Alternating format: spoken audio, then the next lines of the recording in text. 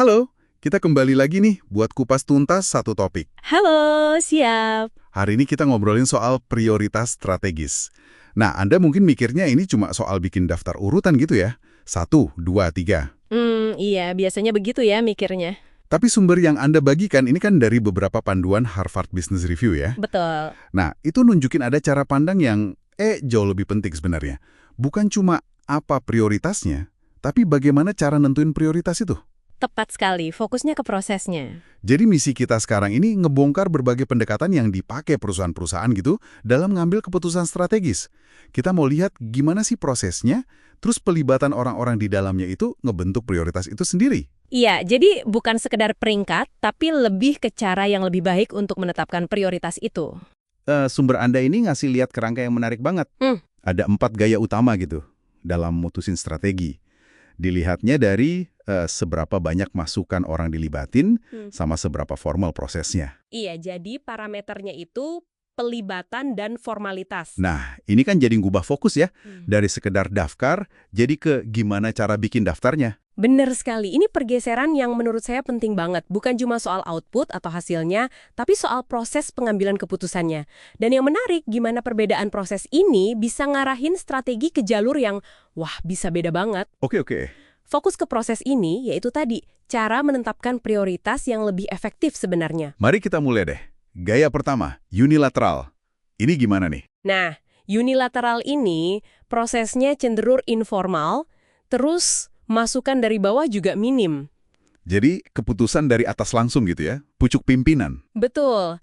Kedengarannya sih cepet ya. Iya, kayaknya efisien gitu. Seret-seret jadi. Bisa jadi cepet di permukaan, tapi, nah itu dia, ada jebakannya. Jebakannya apa tuh? Tanpa masukan yang beragam, keputusannya bisa jadi kurang ngeh sama realitas di lapangan.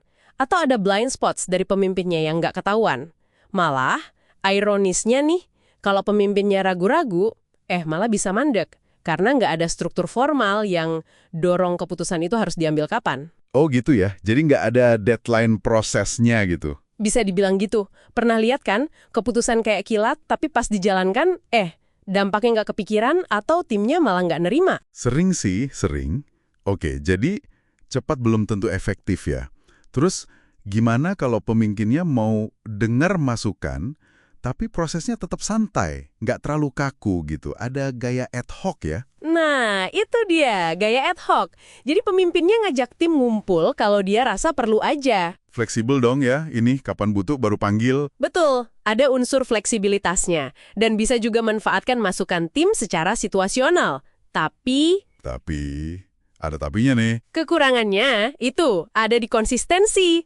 Sangat tergantung sama siapa yang lagi pengen ditanya, sama pemimpinnya, dan kapan dia nanyanya. Jadi nggak pasti ya siapa aja yang bakal diajak ngomong. Iya, jadi fleksibel di sini bisa juga berarti prioritasnya jadi gampang goyang gitu. Tergantung siapa yang terakhir diajak ngobrol sama si bos. Wah, ini bisa bahaya buat arah jangka panjang ya kalau gitu. Bisa jadi mengganggu fokus. Oke, masuk akal sih. Nah, terus ada lagi yang lebih terstruktur nih. Gaya administratif. Gimana tuh? Nah, kalau administratif ini prosesnya formal banget. Banyak data dikumpulin, analisisnya bisa mendalam, tapi uniknya masukan dari karyawan tetap minim. Oh, jadi kayak banyak angka, banyak laporan, tapi orangnya nggak diajak ngomong banyak. Kira-kira gitu. Kelihatannya sangat rapi, berbasis data kuat. Terus, bagusnya apa, jeleknya apa? Analisis datanya mungkin canggih ya, detail. Tapi bahayanya, ini bisa jadi kayak semacam teater analisis. Teater analisis maksudnya? Ya, kelihatannya sibuk banget gitu dengan spreadsheet, laporan, grafik. Tapi sebenarnya kehilangan feel pasar atau insight penting dari orang-orang yang di depan, yang hadapin pelanggan langsung. Oh, jadi kuantitas data nggak jamin kualitas keputusan ya? Belum tentu. Kalau sudut pandangnya sempit ya sama aja. Bisa-bisa malah kejebak paralysis by analysis. Sibuk analisis terus nggak mutusin-mutusin. Iya, paham. Nah, ini dia nih. Yang kayaknya sering dianggap paling bagus. Gaya kolaboratif. Prosesnya formal, terstruktur, dan melibatkan banyak masukan dari berbagai level. Bener nggak sih ini yang ideal? Nah, gaya ini memang seringkali menghasilkan keputusan yang kualitasnya lebih tinggi. Dan juga dukungan timnya lebih solid. Karena merasa dilibatkan ya, merasa punya gitu. Betul sekali, karena merasa punya sama keputusan itu.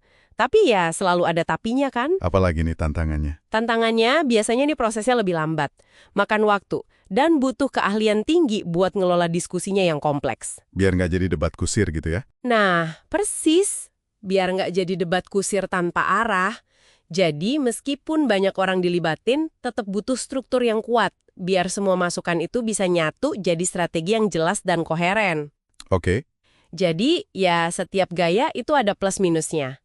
Tergantung banget sama situasinya, budaya perusahaannya gimana, terus butuh cepat atau butuh dalam analisisnya. Jadi jelas banget ya, kalau menetapkan prioritas strategis yang efektif itu bukan cuma soal nyusun daftar peringkat doang. Bukan.